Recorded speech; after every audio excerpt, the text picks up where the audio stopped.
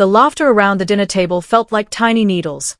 Mark raised his wine glass, grinning at his college friends across the table. "Mom's basically retired into my wallet," he said, casual as ordering coffee. Everyone chuckled. Sarah, his wife, smiled and topped up glasses. I kept my fork moving through the pasta, forcing my face to stay neutral. My chest tightened, but I didn't let it show. This wasn't the first comment.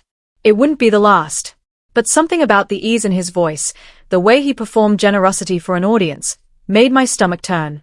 Nobody asked me anything. Nobody looked uncomfortable. They just accepted it as fact.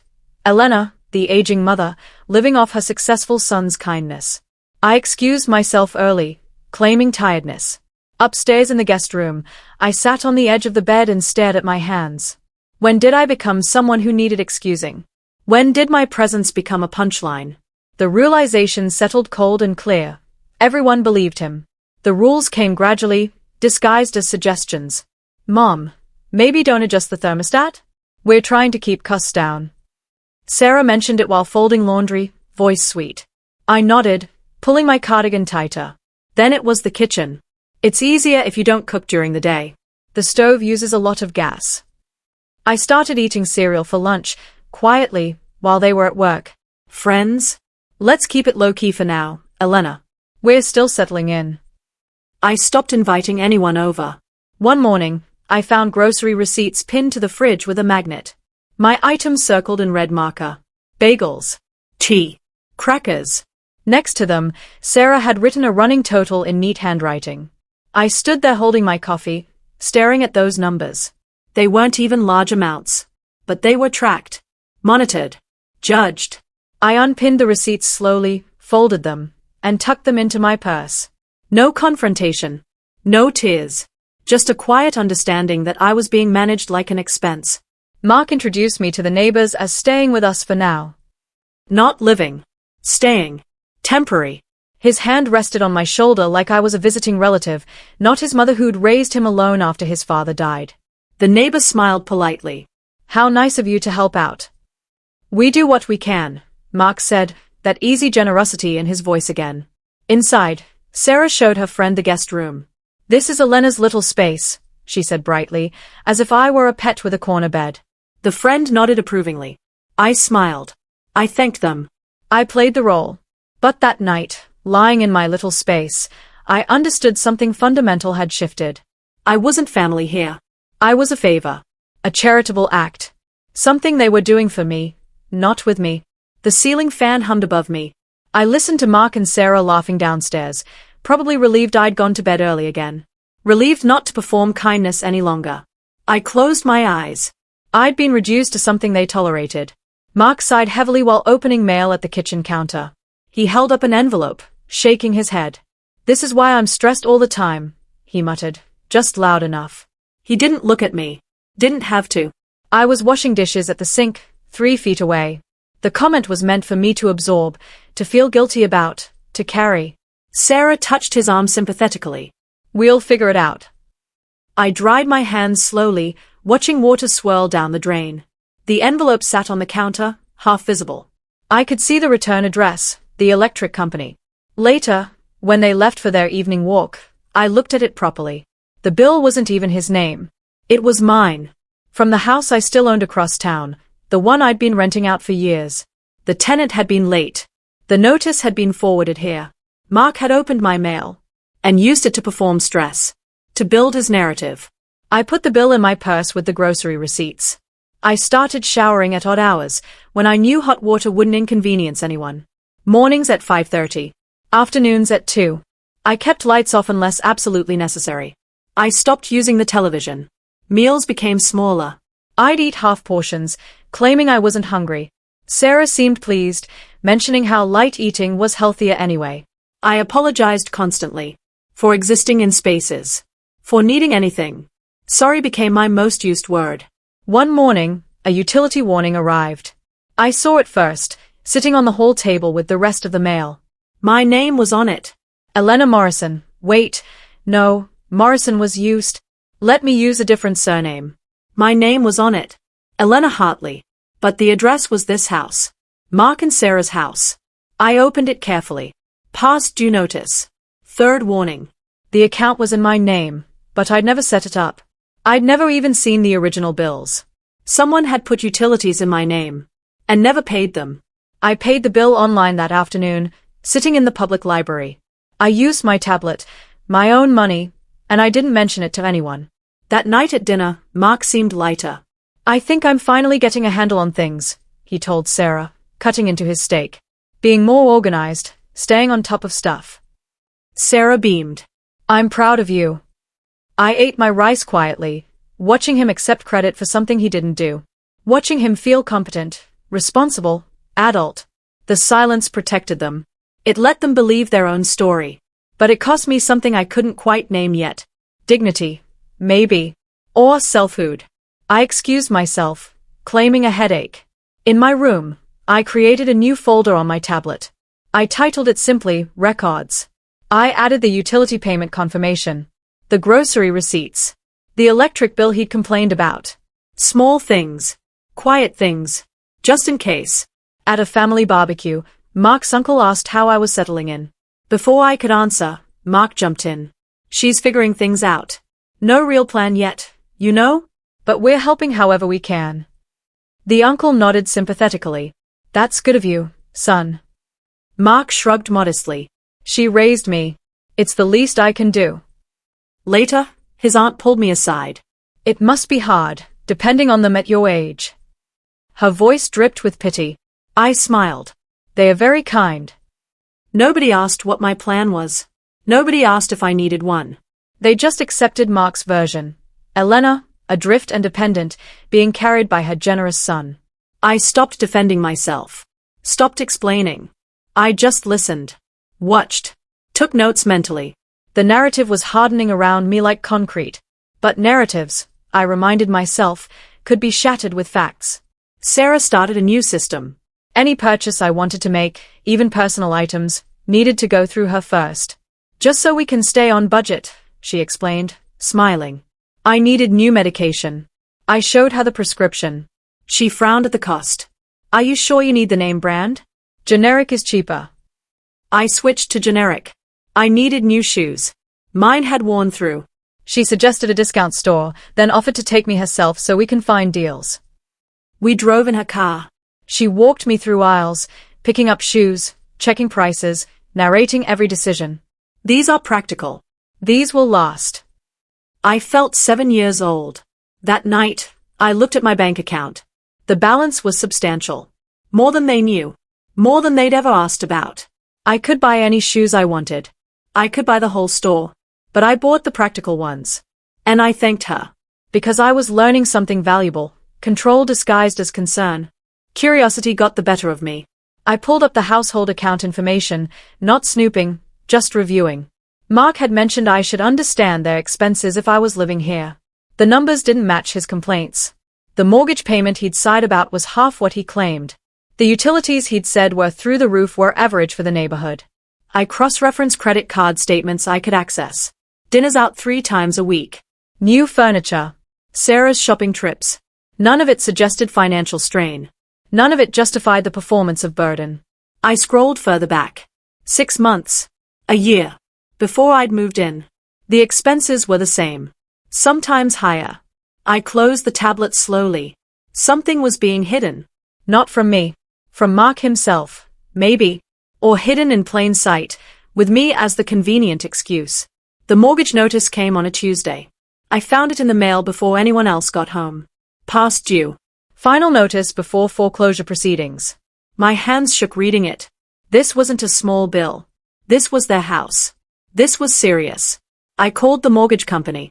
Verified the account. Paid it directly, in full, including late fees. When Mark came home, he was relaxed. Whistling. Good day. I asked. Great. Finally feel like we're ahead of things. I nodded. That's wonderful. That night, I added the mortgage payment confirmation to my folder. This wasn't mismanagement anymore. This was something else. This was dependence, dressed up as charity. They needed me, but they'd built a story where I needed them. The truth was backwards. And I was the only one who could see it. At Sunday brunch with Sarah's friends, the conversation turned to budgets. One friend complained about her mother-in-law's spending. Sarah laughed, glancing at me. I know the feeling. Elena, maybe you should think about downsizing your lifestyle a bit. The table tittered. I laughed along, sipping my water. I mean, we all have to adjust, right? Sarah continued, buttering her croissant. I agreed pleasantly. Said something about being mindful. The conversation moved on. Mark didn't correct her. Didn't defend me. He just scrolled his phone, half listening. I felt myself shrinking in my chair, getting smaller, taking up less space. Becoming the character they'd written for me. That afternoon, I went for a long walk alone. Thought about my late husband. About raising Mark by myself. About working 2 jobs to put him through college. None of that mattered now. I was a punchline at brunch. I started tracing transactions more carefully. Not obsessively. Just thoroughly. Sarah had a separate account. Small transfers went there regularly from the household funds. 50 here. 100 there. Labeled miscellaneous or household. But the amounts added up. Over months, thousands. I cross-referenced dates with Mark's complaints. Every time he'd sighed about money, Sarah had moved some that same week. Mark believed the financial strain because it benefited him. It made him the provider. The responsible one. The adult managing his dependent mother. Sarah enabled the belief because it gave her cover. And control. I was the perfect excuse for both of them. I saved screenshots. Printed nothing. Left no trace of my investigation. Just waited. Mark approached me gently one evening. Mom, I've been thinking. There are some really nice assisted living places nearby. Not because we don't want you here, he added quickly. Just to be practical. For your future. He had brochures. He'd done research. You'd have your own space. Activities. People your age. It might be good for you. Sarah nodded supportively from the couch. I looked at the brochures. Clean rooms. Scheduled meals. Monitored independence. That's thoughtful of you, I said quietly. I'll think about it. Mark seemed relieved. No pressure. Just want what's best. I know you do. That night, I agreed with myself. Not to assisted living. But to something. To movement. To resolution. I just had to choose the right moment. Sarah started measuring the guest room. If you do decide to move, she said, we're thinking of making this a home office. I could really use the space.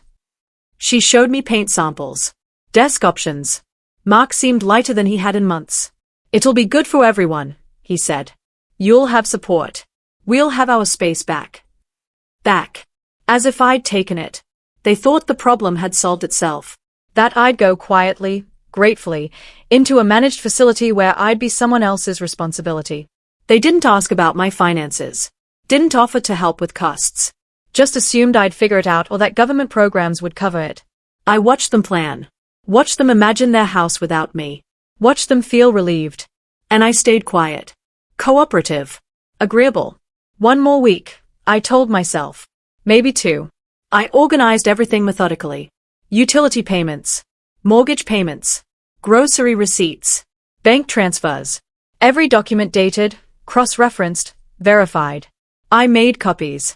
Digital and physical. I arranged them chronologically in a leather folder. Every complaint Mark had made. Every bill he'd sighed over. Every expense he'd blamed on my presence. Matched with proof of who actually paid it. The folder grew thick. Months of evidence. Thousands of dollars. A story told in bank statements and receipts. I didn't rush. I was thorough. On the folder's label, I wrote simply, closing statement. The words felt right. Final. Definitive. I placed it in my closet, waiting for the right moment. The moment that would come soon. Because they'd asked for a conversation. A final talk about my transition plan. Perfect. Mark scheduled the meeting formally. Sunday afternoon. Just to discuss next steps, he'd said. I agreed calmly. That morning, he seemed nervous. Practicing gratitude, probably. Planning how to frame my departure as loving. As mutual. As best for everyone. Sarah made tea. Set out cookies. Created an atmosphere of gentle concern. We sat in the living room. Mark cleared his throat. Mom, we wanted to. Let me get something first, I interrupted softly. I retrieved the folder from my room. Held it carefully. Sat back down. Before we talk about my plans, I said, I'd like to discuss yours. Please, go ahead. I'm listening. Mark looked confused but launched into his prepared speech. About gratitude.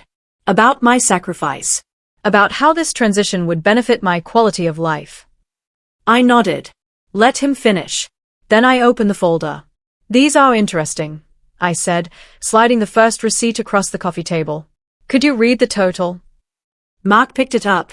Utility bill. $432. So. Keep reading. His eyes scanned down. Found the payment confirmation. His name absent. Mine present. He laughed. Awkward. I don't understand. I slid another. This one too. Then another. And another. The laughter died. He kept reading. Sarah leaned over his shoulder, face draining of color. Mortgage payment. Car insurance. Electric. Water. Gas. Internet. All paid by me. All during months he'd complained about financial strain. Mom, what is this? The truth, I said quietly. Every bill you sighed about. Every expense you blamed on me. I paid them. His hands shook holding the papers. I laid out the timeline. Dates matched perfectly with every complaint. Every performance of stress. Every comment about his burden. January 15th. You told your uncle I had no plan. That day, I paid your mortgage. It was 3 months overdue. Mark's face went white. March 3rd. You joked about me eating you out of house and home. I'd paid the grocery bill that week. And the one before. April 19th. Sarah suggested I downsize my lifestyle. I'd just covered the car payment you'd forgotten. The silence in the room was absolute. Sarah tried to speak. We didn't know. You didn't ask. My voice stayed level. You created a story. I was the problem. The expense. The burden. You performed generosity while I actually provided it. Mark stared at the papers scattered on the table. Reality rearranging itself in his mind. There's more. I pulled out the mortgage documents. Those foreclosure notices? I have them all. Every warning you ignored. Mark reached for them. Read. His hands trembled. I paid them directly. Contacted the bank. Arranged a payment plan. I paused. And I had the deed transferred. To protect your house while you figured things out. Transferred. Sarah's voice cracked. To me. Temporarily. To prevent foreclosure while you stabilized. The room spun around them. I could see it in their faces. I never intended to keep it, I continued. Just to save it. Because despite everything, you're my son. Mark couldn't speak. Sarah stared at the deed transfer document like it might bite her. You never raised your voice, Mark finally whispered. No. I didn't need to. The power had shifted. Completely. And I hadn't done anything but reveal what was already true.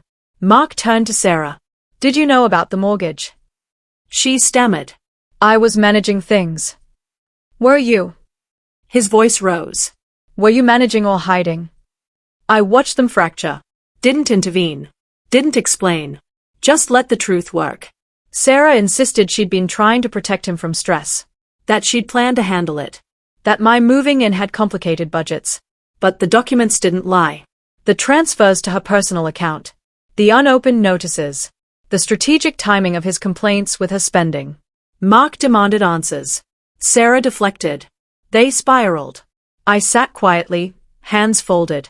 They were collapsing without me lifting a finger. The story they'd built couldn't support the weight of facts. Mark finally looked at me. Mom, I'm sorry. This was a misunderstanding. Was it? I asked gently. I thought.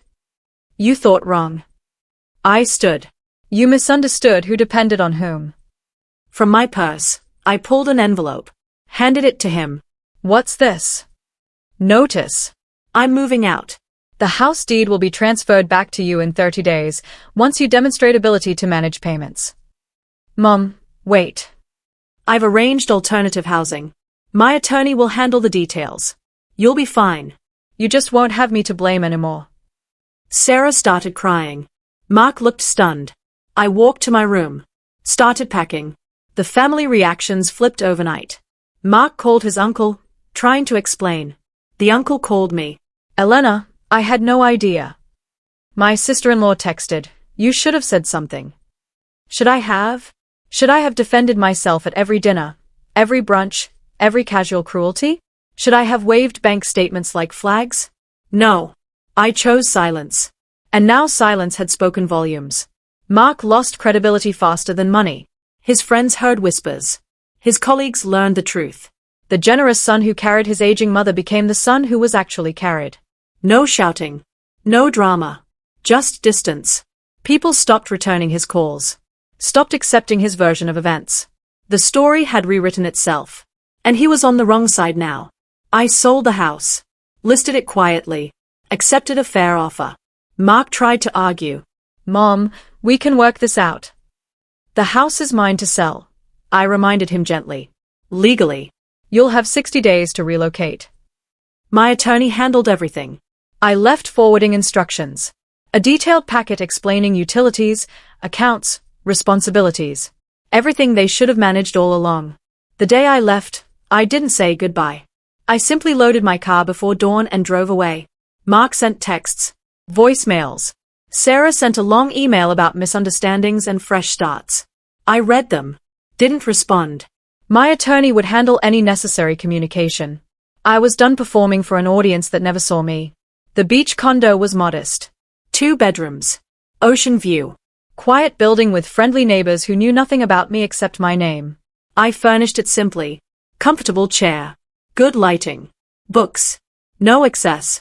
No performance. No apologies. Some mornings I walked the beach. Other mornings I read. I volunteered at the library. Made friends slowly. Freedom felt quieter than I'd expected. Not explosive or triumphant. Just peaceful. Mark called once. I answered. We talked briefly. Formally. "Are you okay?" he asked. "I'm fine. I really am sorry, Mom." "I know. But sorry didn't undo anything." It didn't change the months of small cruelties. The public humiliation. The systematic diminishment. Sorry was just a word. Peace was something I'd built myself. Sometimes I think about that dinner table. The laughter. The casual joke about retiring into his wallet. I think about how easily people believed it. How quickly they accepted that I was the burden. Nobody asked. Nobody checked. They just assumed. And I let them. Because I was gathering truth quietly. Because I knew that facts, presented calmly, would speak louder than any defense. They said I lived off them. Created a whole narrative around my dependence. Performed generosity for audiences while I actually held everything up. But the bills told a different story. And when the truth came out, not in anger, not in revenge, just in calm, documented facts, the whole structure collapsed. I didn't need vindication. I didn't need apologies. I just needed to stop holding up people who were crushing me. Now I sit on my balcony, watching the ocean. The sun sets orange and pink. Gulls call overhead. I'm not bitter. Not angry. Just free. Because I learned something valuable. Silence isn't weakness. Sometimes it's strategy. And the truth, when you let it speak for itself, is the loudest thing of all. They said I was living off them. The bills said I was the only thing holding them up. And now? I'm just living. For myself. Finally.